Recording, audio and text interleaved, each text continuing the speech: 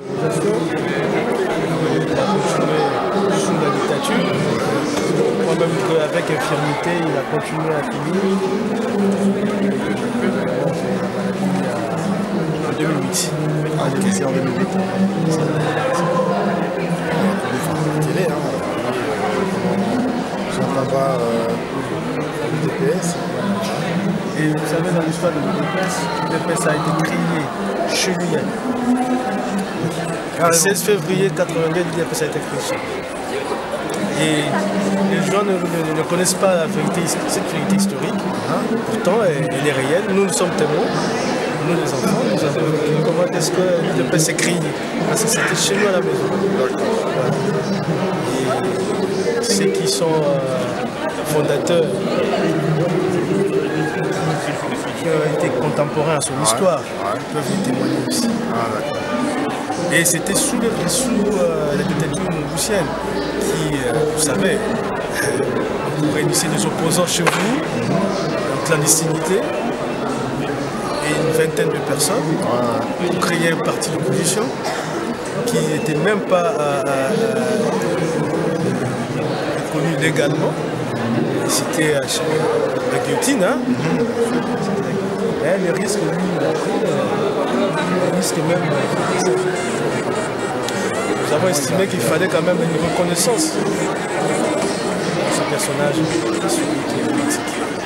Et j'ai titré Paradigme politique parce que quelque part, je voulais un peu que la classe politique me prenne comme un modèle.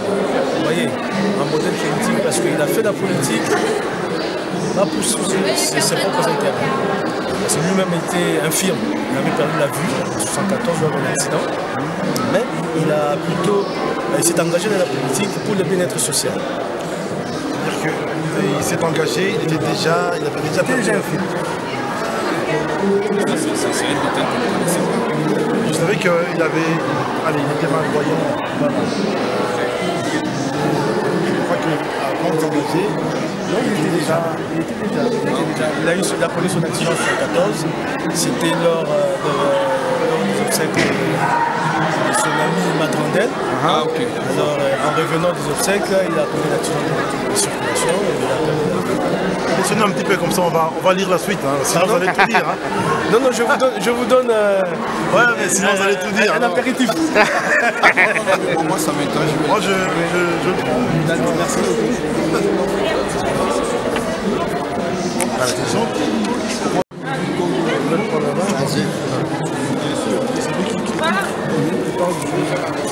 Facebook. C'est dans parce que là, on dit. Ceux qui vont dire,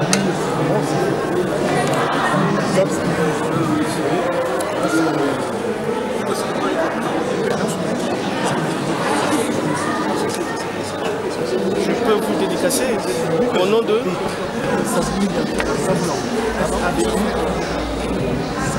Sabou. Avec U ou avec OU? Là où? Très mignon. Là où?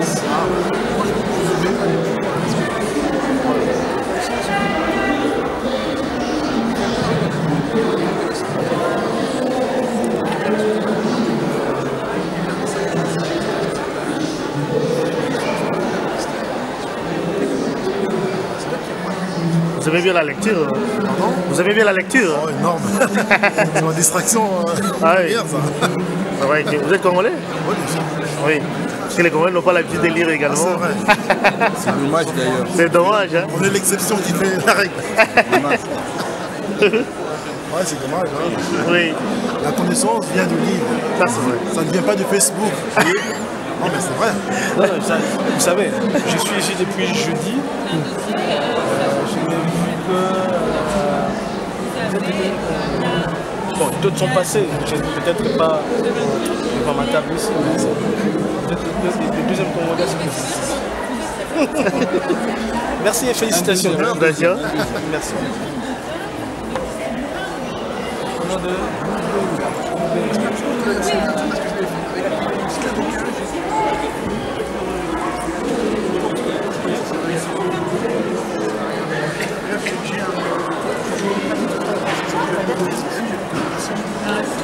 Nous avons l'habitude à Rotanga comme livre.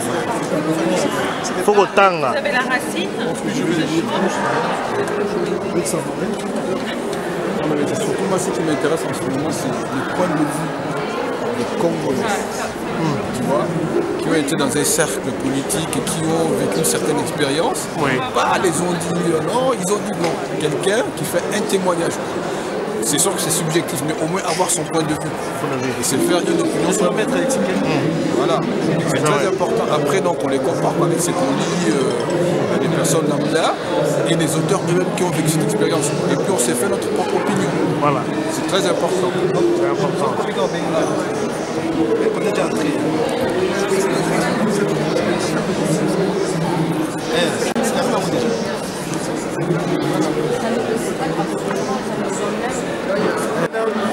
Le sachet?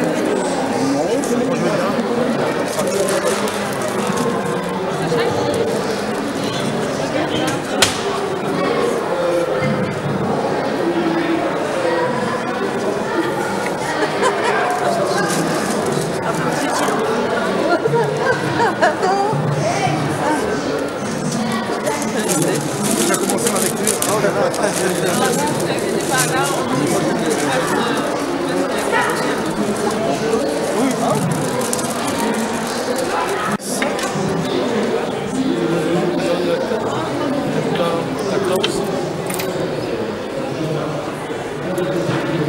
Vous avez des pièces? Oui.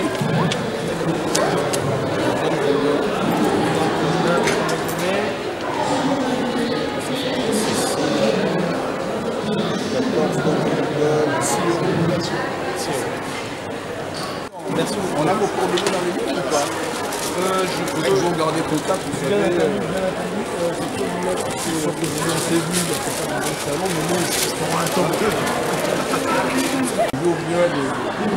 peux mettre sur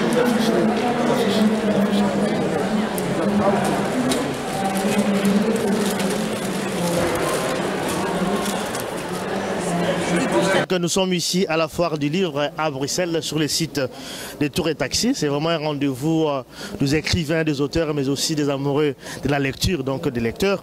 Mais voilà, nous sommes ici à la rencontre de Jean-Claude Mbouakiem. Jean-Claude Mbouakiem, qui est un compatriote congolais qui vient de publier dans les éditions Société des écrivains un ouvrage sur Vincent Robert Mbouakiem. D'abord, bonjour Jean-Claude.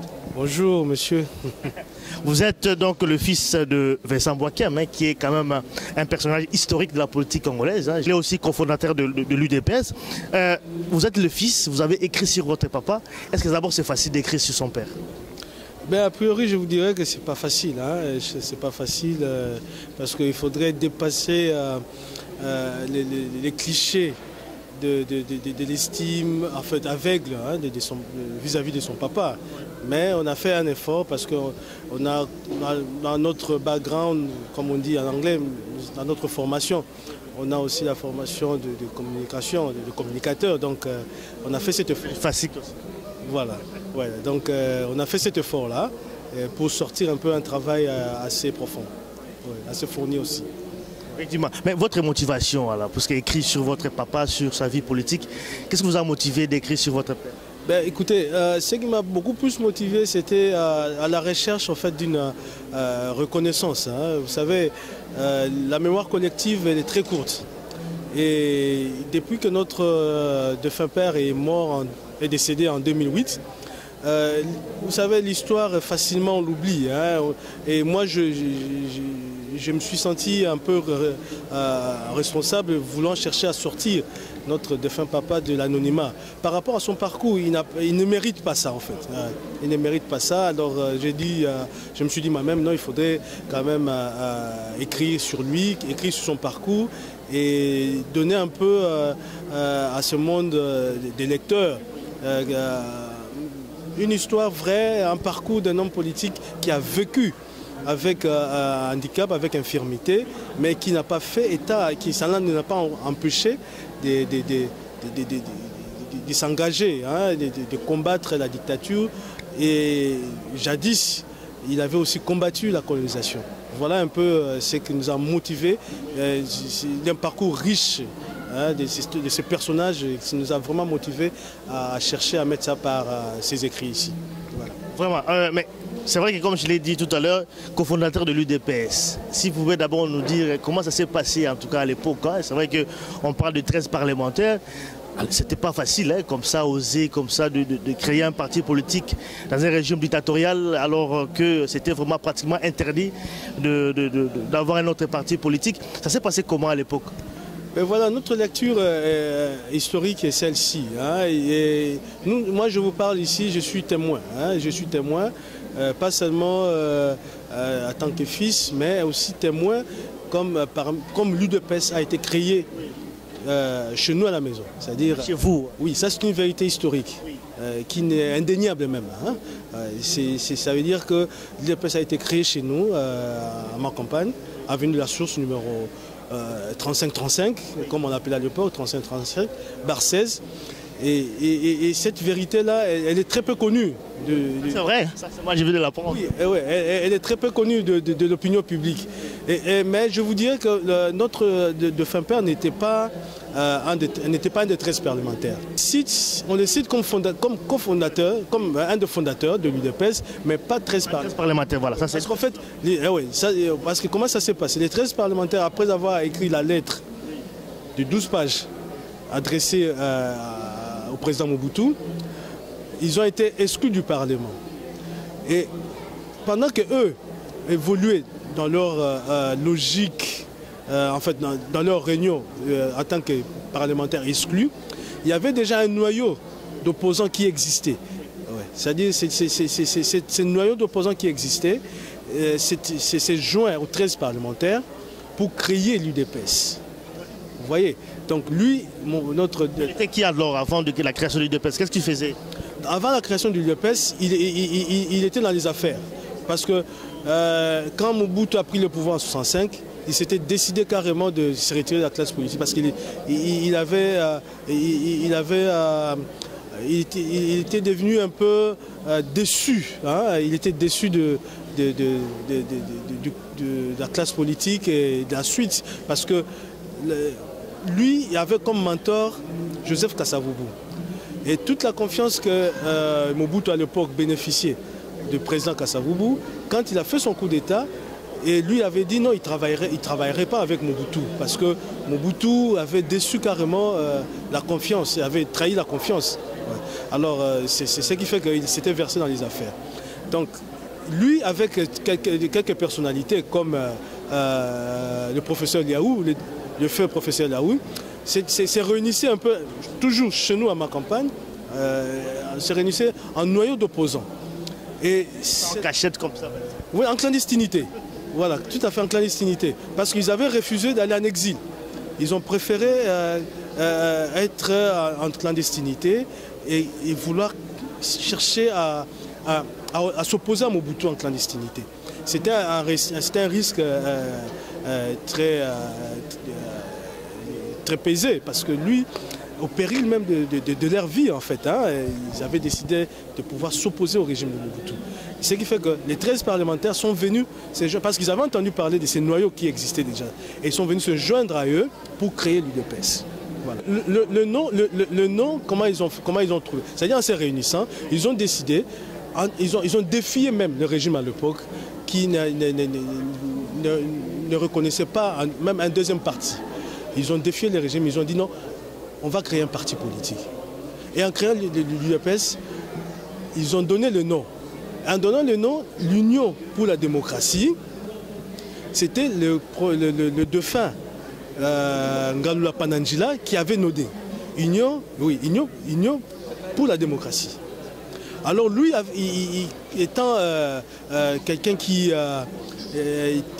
se battait pour le bien-être social, il a fait vibrer sa fibre sociale en ajoutant pour le progrès social. Ouais.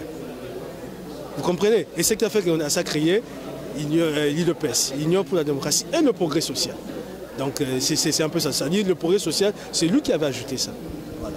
Et voilà, et puis ils ont continué comme ça dans la clandestinité. Oui, quand ils ont créé ce parti politique, il y a eu éventuellement, ça pas éventuellement, mais ils ont été arrêtés. Ils ont été arrêtés et c'est là où a commencé le combat. le combat pour l'instauration de la démocratie en RDC. La démocratie dont jouit le pays aujourd'hui, c'est le fruit de leur combat. Et lui, étant un de leurs, un de ceux-là qui ont combattu pour la démocratie dans notre pays. Et c'est pour ça que le livre ici, c'est essayer un peu de faire un appel au pouvoir public, aux dirigeants du pays, pour qu'il y ait une reconnaissance pour ceux-là qui ont donné de leur vie, qui ont accepté les sacrifices pour amener la démocratie en RDC. Oui, effectivement, ça c'est écrit dans le livre, dans le parcours effectivement. Quand ils ont été plusieurs fois arrêtés, plusieurs fois relégués au village, à un moment ils se sont décidés, ça c'est pas eux qui ont fait la démarche, mais c'était le pouvoir. Vous comprenez? C'était le pouvoir de Mobutu à l'époque qui a fait la démarche, de pouvoir chercher à se rapprocher d'eux. Et c'est là où ils ont créé, en fait, pas qu'ils ont créé, mais il y a eu des négociations. Des négociations pour arriver à ce qu'on arrive à connaître ce qu'on a eu à appeler à l'époque l'accord de Gbadolité. Et sur base de cet accord de Gbadolité, que certains sont, ça c'est une vérité historique, parmi lui aussi, Vincent Robert Mbouankem, sont rentrés dans le comité central. Et voilà. C'était quoi? Est-ce que vous n'étiez pas convaincu? Pourquoi est-ce qu'ils sont retournés facilement? Non, c'est parce qu'il faut se référer à ces accords-là. Ils sont rentrés dans l'UDPS parce que... enfin, ils sont rentrés dans le comité central parce qu'il y avait cet accord qui disait qu'il y avait possibilité de faire l'opposition ou de faire entendre un autre son de cloche tout en étant dans le rang de MPR. C'est-à-dire en étant membre du comité central. C'est ce qui a fait que, bon, ils ont eu cette garantie. Mais lui, personnellement, n'était toujours pas convaincu de cette démarche-là, parce qu'il connaissait bien Mobutu. Parce que selon ce qu'il m'a raconté... Pas convaincu, mais il est quand même parti. Il est quand même parce que la majorité voulait qu'on puisse rentrer dans le rang et faire pression ou vouloir chercher à s'imposer. Mais leur démarche, en fait, c'était qu'un grain de sable, hein, dans tous les marigots de tous les gens du MPR, c'était pas du tout, ils ne pesaient pas du tout, mais que voulez-vous, mais la majorité voulait assez qu'ils rentrent dans le rang pour qu'ils puissent faire peser de leur poids d'opposition, en créant une forme de courant, une sorte de courant dans le MPR. Ce qui n'a pas marché non plus. Ce qui n'a pas marché, mais du moins,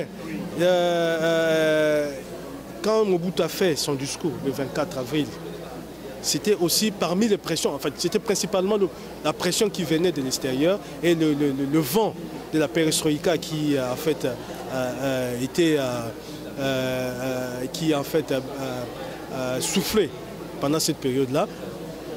C'était aussi une opportunité pour eux de sortir encore. C'est ce qui a fait que quand il y a eu les discours de Mobutu le 24 avril, ils sont sortis du rang de MPR pour, je vais dire, faire renaître encore l'UDPS et ses centres, de ses propres centres. Vous comprenez? C'est là où ils ont... Là, je parle dans le livre de l'UDPS Acte 2. C'était, c'est-à-dire, un nouveau souffle de l'UDPS qui venait de renaître à cette époque-là. Qui venait de renaître. Mais je veux quand même parler un peu de ses relations avec ses amis, ses compagnons de lutte, notamment Étienne Tshisekedi. Est-ce qu'il était en bon terme avec ses amis? Non, lui, il me disait, parmi les personnalités politiques qui l'ont marqué dans son parcours politique, il citait 3 personnes. Il parlait de Joseph Kasavubu, il a parlé de Kizenga, et il a parlé de Tshisekedi. Donc, c'était son ami. Ils sont restés alliés politiques pendant tout le temps, toute l'existence. Ils sont quand même séparés par la suite. Ils ont eu des divergences en dernière minute. Des divergences par rapport au rapprochement entre l'UDPS et l'AFDEL. Cette divergence-là, ils ont eu en dernière minute. Et lui était frappé de sa maladie. Et, il n'a pas pu éventuellement chercher à ce qu'il puisse essayer bon, de réduire les angles hein, par rapport à ça, mais autant ils sont restés toute l'existence politique, ils sont restés amis. Donc on ne peut pas dire que... Votre peut-être lecture de la situation de l'UDPS actuellement, qu'est-ce que vous pouvez dire par rapport à ces mouvements? Ben écoutez, moi je ne vais pas me verser dans la polémique politique. Hein, c'est un point de vue. Oui, moi tout ce que je voudrais, c'est comme je l'ai dit, il faut parler de l'UDPS dans votre livre. Oui, je peux pas éviter de parler de l'UDPS dans mon livre parce que son parcours, le parcours de M. Vincent Robert Mbouankem s'apparente à l'histoire de l'UDPS et l'histoire du pays éventuellement. Donc, quant à mon avis personnel par rapport à l'UDPS, je dirais tout simplement il faudrait que le parti se réveille. Il faudrait que ce parti se réveille et comme c'est dit dans le CID, il ne faudrait pas qu'on arrive à la fin qu'il n'y ait plus de combat par faute de combattants. Comprenez? Mon message est celui-là. Il ne faudrait pas qu'on arrive à la fin du combat par faute de combattants. C'est ça le message. Mais c'est vrai qu'il y avait une question aussi que des gens se posent quand même, qui revient très souvent. C'est vrai qu'au départ, il y avait plusieurs personnalités politiques à l'UDPS, il y a plusieurs cofondateurs. Mais aujourd'hui, il ne reste qu'un seul nom qui est cité, Etienne Tshisekedi, comme président de l'UDPS. On oublie presque tous les autres. Hein. Comment ça se fait? Non, il faut reconnaître Etienne Tshisekedi, c'est un leader politique charismatique. Ça, c'est indéniable. Hein. Il faut le reconnaître. Vous savez, même dans tous les partis politiques modernes, le parti existe, les acteurs politiques sont là. Il y a ceux-là qui évoluent dans l'ombre, il y a ceux-là qui jouent le rôle de second rang, mais il y a le leader, vous comprenez. Et depuis un certain temps, Etienne Tshisekedi, depuis même l'ère Mobutu, Tshisekedi avait joué le rôle de leader, parce que ses amis lui avaient fait confiance, l'avaient désigné comme un leader, parce que vous vous rappellerez, à chaque fois qu'on demandait à l'opposition de proposer un Premier ministre, c'est toujours le nom de Tshisekedi qui sortait, parce qu'on lui reconnaissait ce rôle-là. On reconnaissait ce rôle-là. Donc c'est un peu dans ce cadre-là qu'on peut éventuellement continuer à reconnaître le leadership de Etienne Tshisekedi. Les paradigmes politiques, donc biographie Vincent Robert Mbouankem. Voilà, donc ça c'est le livre qui est donc publié dans les éditions Société des écrivains. Où est-ce qu'on peut retrouver ces livres? Écoutez, le livre est vendu dans toutes les bonnes librairies en Europe. En Afrique, ça va aller bientôt. Mais pour ceux qui sont intéressés, vous allez à Fnac, vous allez dans toutes les bonnes librairies en Europe, hein, vous allez trouver ces livres. À partir du mois de mars ici. Voilà. En Afrique, je suis en train de voir avec la maison d'édition pour la livraison en Afrique aussi. Voilà, donc, mais je vois ici au niveau la préface en fait, ça a été préfacé par, parce que je vais le découvrir également, parce que je n'ai pas encore lu le livre, Bernard Auguste Munganga Ndoum Mukwara. Oui, il est avocat émérite. C'est un proche parent qui a estimé qu'il fallait préfacer. Il a préfacé les livres. Voilà. Donc, il n'y a pas trop de commentaires à faire là-dessus. Il a préfacé son livre. Les livres qui lui a été proposé, il a estimé qu'il fallait le faire, il l'a fait. Mais c'est vrai que les Congolais en général, là, ils n'ont pas cette culture de lecture. Hein. Est-ce que vous pensez que votre message sera vraiment écouté? Écoutez, pour moi, c'est d'abord... je suis à la recherche d'une reconnaissance. Voilà. La reconnaissance par rapport à ces personnages qui a fait que son parcours, son combat, toute sa vie, il a lutté pour son pays. Depuis la colonisation, il a combattu la colonisation par rapport à ses convictions proches de Kimbangu, parce qu'il fut aussi un des adeptes de Simon Kimbangu. D'ailleurs, il était proche de Kimbangu. Je ne peux pas dire Kimbanguiste comme tel, mais il était proche de Kimbangu parce que parmi ses amis, il y avait le papa Charles Kisolekele, qui a été son ami, qui est un kimbanguiste, enfin un de fils de Kimbangu. Donc en tout cas, il embrassait les idées de Kimbangu. Ce qui lui a valu même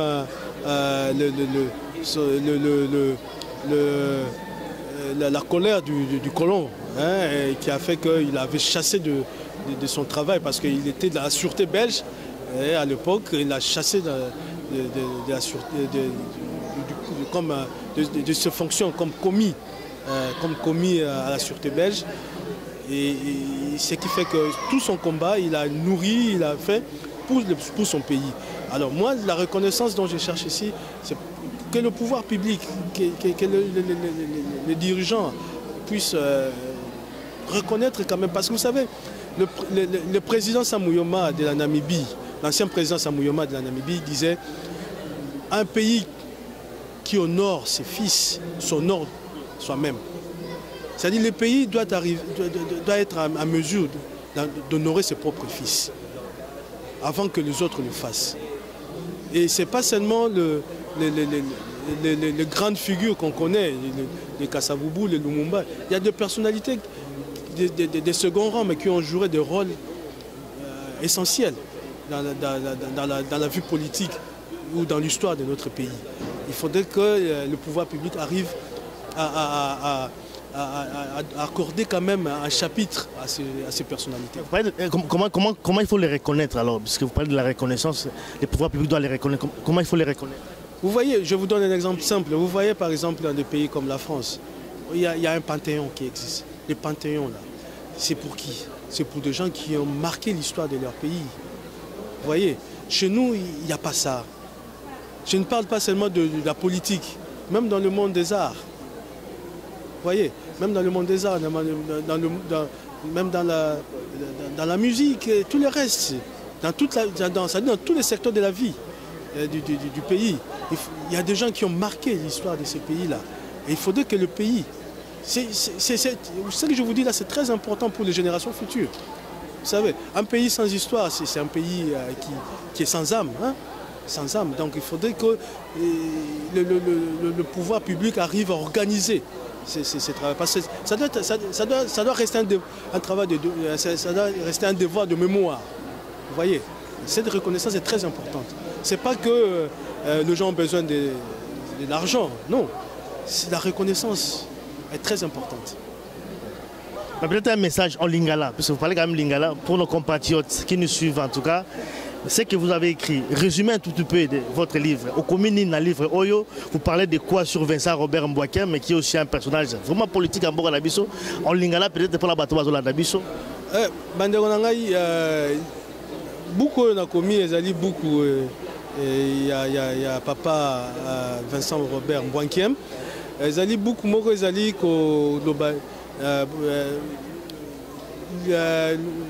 vinaye, ndenge à vivre, vinaye kobanda, ndenga utaki, ndenga babotaki, ndenga kolaki, ti na kokufa naye. Alors, vinaye et sali que vinaye et se rapprocher, et comme ils allaient peine na vie na histoire en Boka na biso à Congo. Et alors, et c'est que bande qu'on a biso totanga beaucoup oyo. Toyeba histoire à Congo, banane basala histoire à Congo. Toyebi ba oyo ba yami toyebi ba leader oyo minene basala histoire à Congo. Mais zali kaka bango te basala histoire à Congo. Ezali na bato basala histoire à Congo mais bazali ba ebanité. Peut-être ba ebani muke mais ba ebani penza te. Yango esengeli ke beaucoup oyo bosomba botanga boyeba histoire à Congo pezali quelque part na bato bazali ba évoluer dans mulili mais ba ebanité. Mais bah, ça dit que la démocratie de Zanango Lelo et ça est à l'année parce que bah mi pesa qui bah ça dit bah sacrifice à ma casse et minene oh Lelo ils allaient même pas même ceux qui te lobby que non bah sous oiseau bota ma paix mais ils allaient passer le sur Otali oh bah que même muta azaki mutu akufa misu très important à souligner azaki mutu akufa misu. C'est-à-dire qu'il y a des gens qui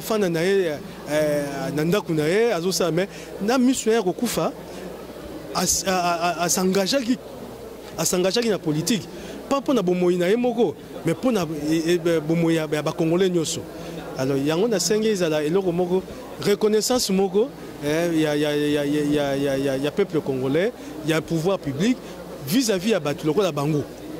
Ils ont à peine à senge vis-à-vis à battre la bango. Voilà. Voilà, c'est vraiment ça, c'est bien dit, Bolanika Binomogo. Je suis problème aussi à la culture, à la lecture. Il faut qu'on tangaka, livre, il faut vraiment qu'on tangaka banderonabiso.